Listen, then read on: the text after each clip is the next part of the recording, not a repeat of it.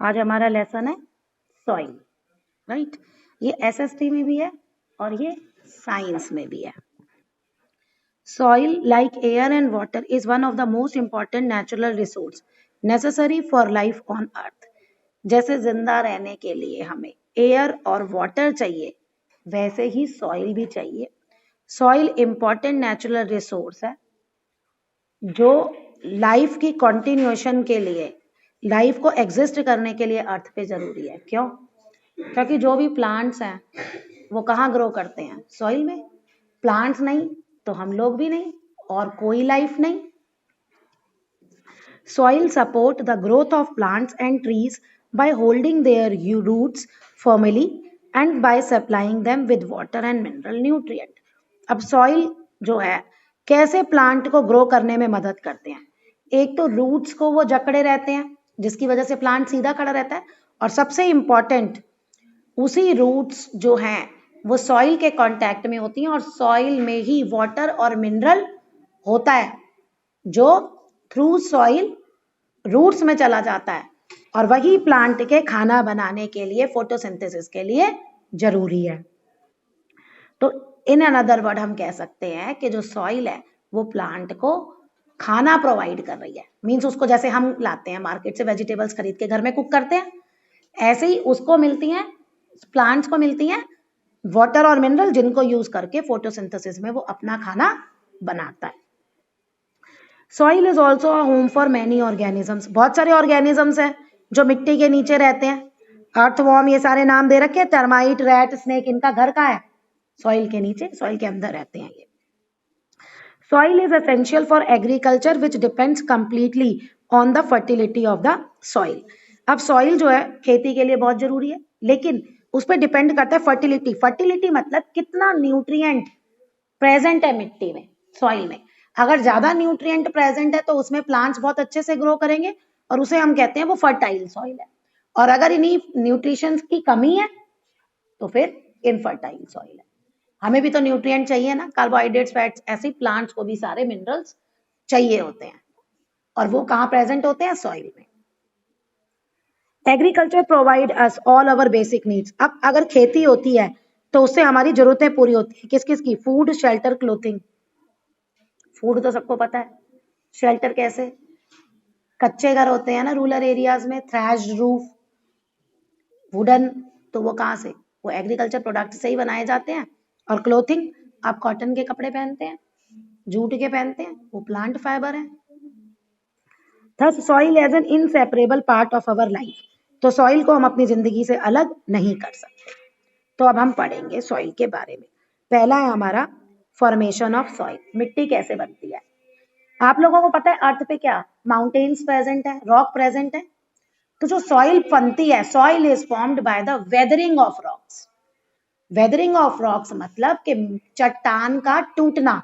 वो पहले बड़े बड़े टुकड़ों में टूटती हैं, अभी देखते हो ना ड्यूरिंग रेनी सीजन कितना लैंडस्लाइड होता है। तो फिर वो बड़े बड़े टुकड़े छोटे छोटे में, छोटे छोटे ऐसे छोटे छोटे होते चले जाते हैं और एंड में वो क्या बन जाता है? सॉइल। और इस पूरे प्रोसेस को कहते हैं हम weathering of rocks. Soil formation जो है स्लो और स्टेप वाइज प्रोसेस है। Soil is formed from the rock by the process of weathering. अब जो सॉइल है वो कैसे बनती है? रॉक से, वेदरिंग प्रोसेस से।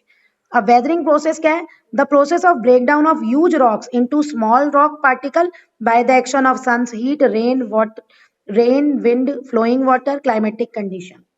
अब चट्टान को टूटने के लिए कौन कौन से फैक्टर्स रिस्पॉन्सिबल है ब्रेकिंग अप ऑफ रॉक्स के लिए? टेम्परेचर, दिन के टाइम गर्मी होती है, रात के टाइम ठंड होती है, तो वो गर्मी में कोई भी चीज एक्सपेंड करती है और कोल्ड हो तो वो सिकुड़ती है।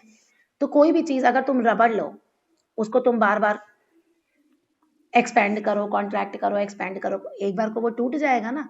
तो यही सेम रॉक्स के साथ होता है। वाटर, वाटर भी एक ऐसा ही एजेंट है, ठीक है। अब वाटर कैसे? सर्दियों में जम जाता है बर्फ, वो क्रैक्स में चली जाती है, गर्मियों में पिघल जाती है, तो इससे भी वेदरिंग प्रोसेस होती है। Weathering rocks is a slow process. Weathering rocks जो है वो बहुत स्लो प्रोसेस है। It takes millions of years to break huge rocks into its fine particles to make soil. जो सॉइल बनने का प्रोसेस है उसमें मिलियंस ऑफ ईयर्स लग जाते हैं, क्योंकि एक बड़ी ह्यूज रॉक्स से हमें फाइन पार्टिकल्स चाहिए, छोटे छोटे पार्टिकल्स चाहिए, तो इनमें मिलियंस ऑफ ईयर्स लग जाते हैं इसको बनने में। अब पहले एक केस ये भी था कि पहले हम कहते थे जो सॉइल है ना वो रिन्यूएबल रिसोर्स है, मींस कि एक बार खत्म हो गई ना तो आपको दोबारा से मिल जाएगी। लेकिन अब इतना लैंड पॉल्यूशन हो गया है कि धीरे धीरे सॉइल जो है ना वो नॉन रिन्यूएबल रिसोर्स हो जाएगी। क्यों? क्योंकि जब एक बार वो खत्म हो गई तो जब तक हम जिंदा हैं तब तक वो हमें नहीं मिलेगी, क्योंकि इसके बनने में ही बहुत साल, हजारों करोड़ों साल इसको लग जाते हैं। When plants and animals die, their bodies decompose by microorganisms like bacteria and fungi present in the soil to form organic matter called humus. जब प्लांट्स और एनिमल्स मर जाते हैं तो ये माइक्रो ऑर्गेनिजम्स बॉडीज पे एक्ट करते हैं और उनको ऑर्गेनिक मैटर में चेंज कर देते हैं, जिसको कहते हैं ह्यूमस। जैसे किसी की भी बॉडी अगर हम मिट्टी में दबा दे, कोई मर गया लिविंग ऑर्गेनिज्म, और बहुत टाइम बाद हम उसको फिर से डिग करें तो क्या हमें बॉडी मिलती है? ह्यूमन बॉडी नहीं मिलती। ह्यूमन बॉडी या कोई भी बॉडी नहीं मिलती, बोन्स मिलते हैं बस। क्यों? क्योंकि हमारी बॉडी किन से बनी है? सब मिनरल से बनी है ना। और माइक्रो ऑर्गेनिजम्स बैक्टीरिया फंजाई जो हैं वो क्या करते हैं? फंजाई भी बोलते हैं, फंगी भी बोलते हैं, ठीक है। तो वो इन पे एक्ट करके इनको उन्हीं सिंपल सब्सटेंस में चेंज कर देते हैं। Humus contain nutrients. ह्यूमस में कौन कौन से न्यूट्रिएंट्स होते हैं? नाइट्रोजन, पोटेशियम, फास्फोरस, जो प्लांट को ग्रोथ और डेवलपमेंट के लिए चाहिए होते हैं। तो टॉप मोस्ट लेयर जो है अर्थ क्रस्ट की, जो आपको दिखती है, वो मिक्सचर है रॉक पार्टिकल्स का और ह्यूमस का, और उसी को हम कहते हैं सॉइल।